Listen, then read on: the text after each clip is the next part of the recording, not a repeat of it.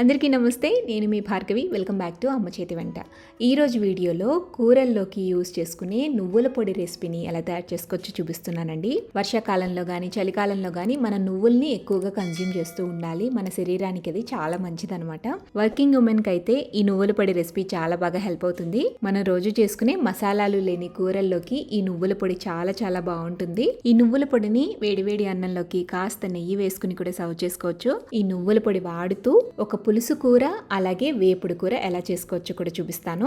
మీరు ఏ కూరగాయ రెసిపీ చేసినా కూడా ఇది మంచి కాంబినేషన్ అండి. మా ఇంట్లో అయితే ఇది రెగ్యులర్గా మా ఫ్రిడ్జ్లో అవైలబుల్ ఉంటుంది. మరి కాస్త ఆలస్యం చేయకుండా ఈ నువ్వుల పొడిని ఎలా తయారు చేసుకోవచ్చు, ఆ నువ్వుల పొడితో ఫ్రై రెసిపీ, పులుసు రెసిపీ ఎలా చేసుకోవచ్చో చూసేద్దాం. స్టవ్ మీద ప్యాన్ పెట్టుకోండి.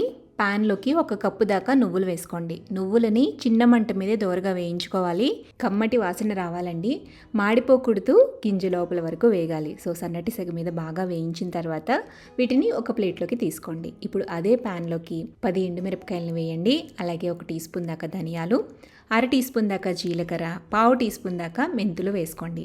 వీటిని కూడా సన్నటి సెగ మీద దోరగా వేయించండి. వేయించుకున్న దినుసుల్ని నువ్వులు తీసుకున్న ప్లేట్లోకి తీసుకుని వీటన్నిటిని కూడా పూర్తిగా చల్లారనివ్వాలి. చల్లారాక మాత్రమే మిక్సీ పట్టుకోవాలి. ఇలా కంప్లీట్గా చల్లారిన తర్వాత నువ్వుల్ని కాస్త పక్కన పెట్టి మిగిలిన వాటన్నిటిని కూడా మిక్సీ జార్లో వేసుకుని పల్స్ మోడ్లో ఇలా రఫ్గా గ్రైండ్ చేసుకోండి. మీరు కనుక హై స్పీడ్లో పెట్టి బాగా గ్రైండ్ చేసేస్తే నువ్వుల్లో చెమ్ము ఉంటుంది కాబట్టి బాగా తడితడిగా ముద్దగా అయిపోయే ఛాన్స్ ఉంటుంది. సో అందుకని ఇలా పొడి పొడిగా పల్స్ మోడ్లోనే బ్లెండ్ చేసుకోండి. ఇలా బ్లెండ్ చేసుకున్న పొడిని ఒక గిన్నెలోకి తీసుకుని మిగిలిన నువ్వుల్ని ఇప్పుడు మిక్సీ జార్లో వేసుకుని రుచికి సరిపడా ఉప్పు వేసుకోండి. కాస్త ఉప్పు వేసి బ్లెండ్ చేయండి. ఈ పొడిని కూడా ముందు గ్రైండ్ చేసుకున్న పొడిలోకి వేసేసి మొత్తం కలిసే విధంగా కలిపేసుకోండి. సో కూరల్లోకి టేస్టీగా ఉండే నువ్వుల పొడి అయితే రెడీ అయింది. ఈ పొడిని ఒక్కసారి తయారు చేసుకుని పెట్టుకుంటే 3 నెలల పాటు బయట పెట్టుకున్నా కూడా ఫ్రెష్గా ఉంటుందన్నమాట. ఇక ఫ్రిడ్జ్లో అయితే 6 నెలల పాటు స్టోర్ చేసుకోవచ్చు. కేవలం 5 నిమిషాల్లో ఈ పొడిని అయితే తయారు చేసుకోవచ్చు. సో మీరు తక్కువ క్వాంటిటీలో చేసుకుని స్టోర్ చేసుకుని అయిపోయిన వెంటనే మళ్ళీ తిరిగి చేసుకోండి. సో ఇలా తయారు చేసుకున్న నువ్వుల పొడిని ఎయిటెడ్ డబ్బాలో పెట్టి స్టోర్ చేసుకోండి. ఇప్పుడు ఈ పొడితో పులుసు కూరని ఎలా చేసుకోవచ్చో చూద్దాము. సింపుల్ రెసిపీ షేర్ చేస్తాను. స్టవ్ మీద కడాయిని ఉంచి అందులోకి నూనె వేసుకోండి. నూనె హీట్ అయిన తర్వాత తాలింపు గింజలు వేసుకుని వేయించాలి. తాలింపు గింజలు వేగాక ఇందులోకి సన్నగా కట్ చేసి పెట్టుకున్న ఉల్లి తరుగు, కాస్త పచ్చిమిర్చి కూడా వేసేసి మంచి గోల్డెన్ షేడ్ వచ్చేంత వరకు వేయించుకోండి. ఉల్లిపాయ వేగాక ఇందులోనే నేను ఆనియన్ బడ్స్ వేస్తున్నానండి. సాంబార్ ఉల్లిపాయలు ఉంటాయి కదా, సో అవి కాస్త వేసి పసుపు, ఉప్పు కూడా వేసుకుని ఉల్లిపాయల్ని కాస్త వేయించాలి. ఇవి కొంచెం వేగిన తర్వాత ఇందులోకి అల్లం వెల్లుల్లి పేస్ట్ వేసుకోవాలి. అల్లం వెల్లుల్లి పేస్ట్ పచ్చివాసన పోయేంత వరకు ఫ్రై చేశాక ఇందులోకి 2 టమాటాలని ఇలా మ్యాష్ చేసుకునైనా లేదంటే ప్యూరీనైనా వేసుకుని ఫ్రై చేసుకోండి. టమాటా పేస్ట్ ఆయిల్లో బాగా మగ్గిన తర్వాత ఇందులోకి ములక్కాడలు వేసుకోండి. 1 లేదా 1.5 టీ స్పూన్ దాకా కారం వేసుకోండి. మునక్కాయల్ని మగ్గించుకోవాలి. ఉడికేంత వరకు కూడా మూత పెట్టుకుంటూ కుక్ చేసుకోండి.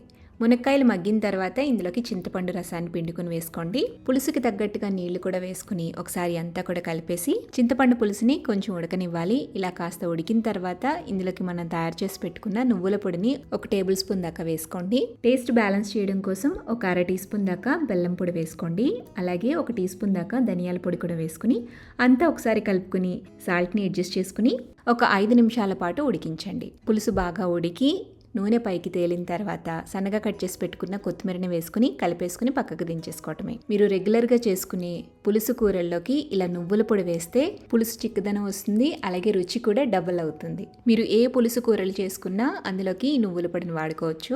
ఇప్పుడైతే నువ్వుల పొడితో ఫ్రై రెసిపీని ఎలా తయారు చేసుకోవచ్చో చూద్దాం. స్టవ్ మీద ప్యాన్ పెట్టుకుని ప్యాన్లోకి ఆయిల్ వేయండి. ఆయిల్ హీట్ అయ్యాక అందులో తాలింపు గింజలు వేసుకుని వేయించుకోవాలి. తాలింపు గింజలు దోరగా వేగిన తర్వాత ఇందులోకి సన్నగా కట్ చేసి పెట్టుకున్న ఉల్లి తరుగు అలాగే కాస్త కరివేపాకు వేసి కొంచెం ఫ్రై చేయండి.